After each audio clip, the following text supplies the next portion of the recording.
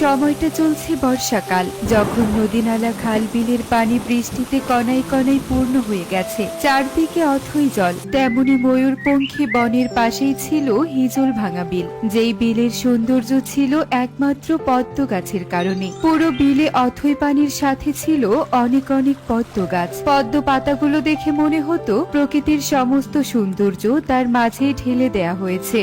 টোনা, দেখো পদ্ম পাতার সাথে সাথে পদ্ম গাছে কলি আসতে শুরু করেছে। আর কদিন পরই তো পাখিরা এখানে ঘুরতে আসবে ফুল ফুটলে। তুমি এবার ভাবলে কিছু?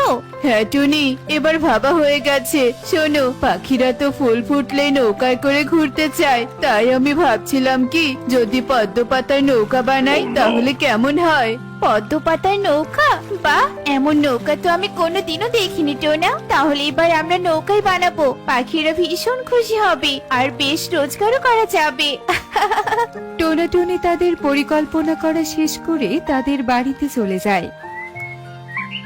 এভাবেই দিন কাটতে থাকে। দেখতে দেখতে পদ্ম বিলের সব পদ্ম ফুটে যায়, আর এতে পুরো বিলের সৌন্দর্য আরো বেড়ে যায়। পারুল, পারুল, তোকে কি শিখিয়ে দিয়েছিলাম মনে নেই? তোর বাবা এসেছে, বল বল।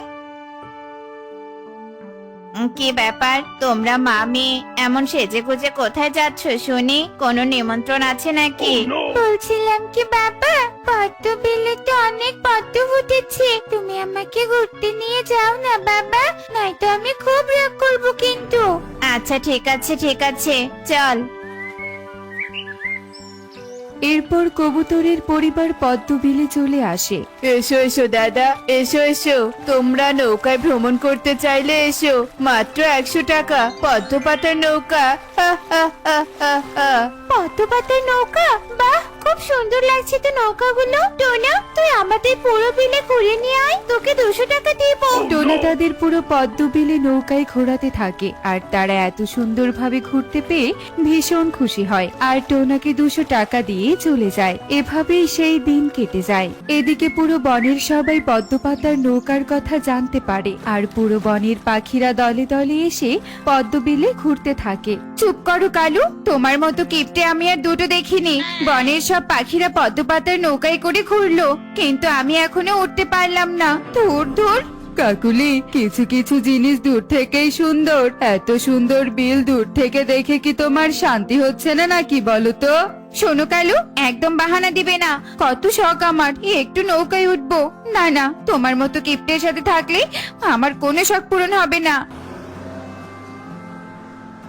এক্সকিউজ মি পাখি, এই বনে নাকি একটা পদ্মবিল আছে, কোন দিকে আমাদের বলতে পারবে? আসলে আমরা শহর থেকে ঘুরতে এসেছি। হ্যাঁ হ্যাঁ পাখি, এই রাস্তা দিয়ে আরেকটু সামনে গেলেই পাবে। হাই হাই হাই রে, কত দূর থেকে পাখিরা ঘুরতে এলো, কিন্তু আমি এখনো যেতে পারলাম না। উফ বাবা, আর কেঁদো না কাকুলি, আর কেঁদো না। যাও, তোমাকে আমি নৌকায় ঘুরতে নিয়ে যাব। এবার বাড়িতে চলো।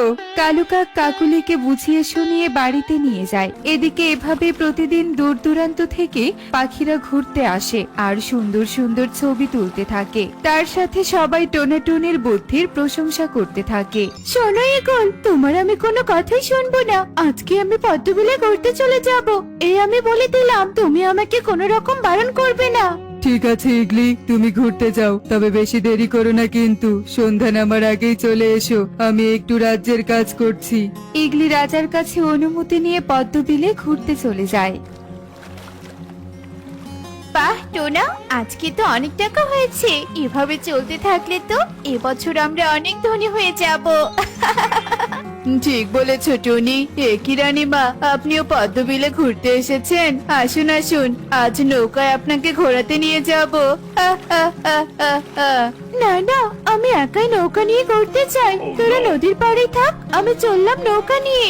কিন্তু রানীমা, যদি কোনো বিপদ হয়ে যায় তখন কি হবে? আপনি বরং আমাদের সাথেই চলুন।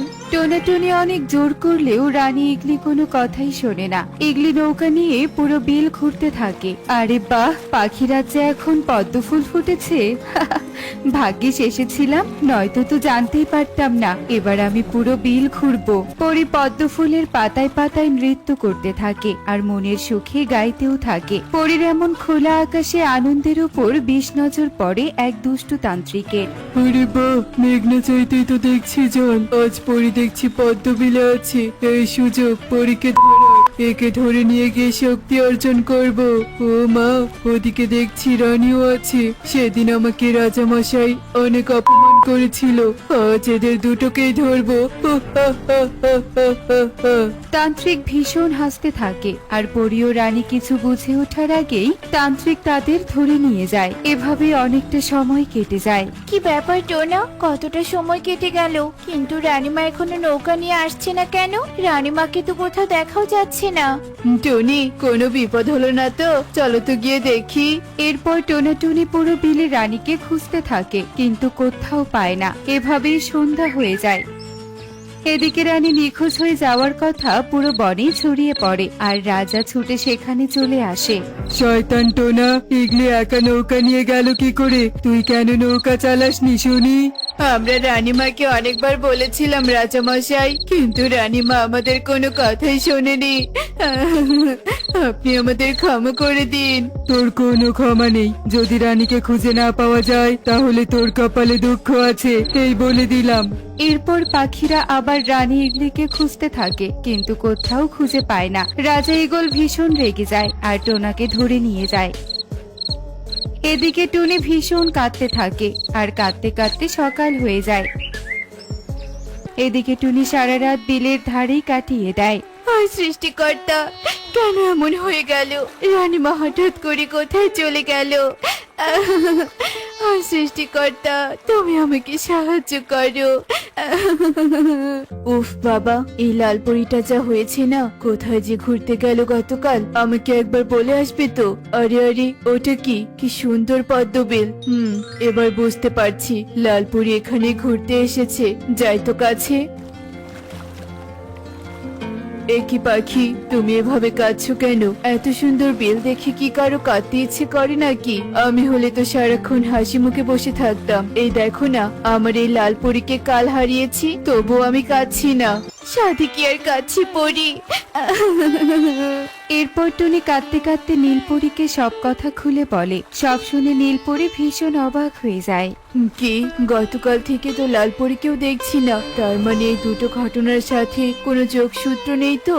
না না, এক্ষুনি পরিরানীর জাদু আয়নায় গিয়ে জানতে হবে সবটা। তুমি থাকো টুনি, আমি এক্ষুনি গিয়ে আসছি। এরপর নীলপরী পরিরানীর জাদুই আয়নার কাছে যায় আর আয়নায় ঘটে যাওয়া সব ঘটনা দেখতে পায়।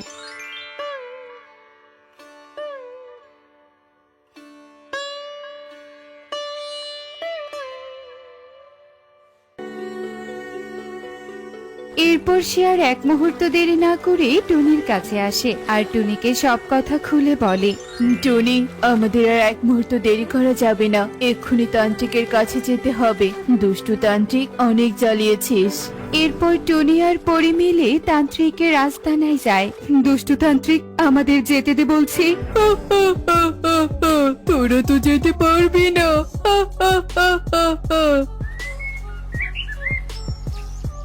দুষ্টু তান্ত্রিক, তোর মনের আশা কোনোদিনও পূরণ হবে না, কারণ আমি এসে গেছি। লালপুরি, এই দেখ, আমি এসে গেছি। এবার আমার সাথে শক্তিতে মোকাবেলা কর তান্ত্রিক। নীলপরীকে দেখে তান্ত্রিক ভীষণ ভয় পেয়ে যায় আর কাঁদতে কাঁদতে ক্ষমা চায়। এরপর সবাই ক্ষমা করে দেয় আর সবাই মিলে বনে চলে আসে। পরি, তোমাদেরকে অনেক ধন্যবাদ, নয়তো আমি টোনাকে ছাড়িয়ে আনতে পারতাম না। ধন্যবাদ দিতে হবে না টুনি, আমিও আমার বন্ধুকে ফিরে পেলাম। এবার তবে আমরা পদ্মবিল ঘুরে দেখি। এরপর দুই পরী পুরো বিল ঘুরে ঘুরে দেখতে থাকে। এদিকে টুনি ইগলিকে নিয়ে রাজার কাছে যায়। কি ইগলি, তুমি? হ্যাঁ ইগল, আমি ইগল। টোনাটুনির কোনো দোষ নেই। এরপর ইগলি সব কথা খুলে বলে। সব শুনে ইগল লজ্জিত হয়। তুই আমাকে ক্ষমা করে দে টুনি, আমি না বুঝে তোদের কথা শুনিয়েছি। এবার তবে টোনাকে নিয়ে যা। একদিন আমি আর ইগলি তোদের পদ্মপাতার নৌকায় ঘুরবো। হা হা হা হা হা।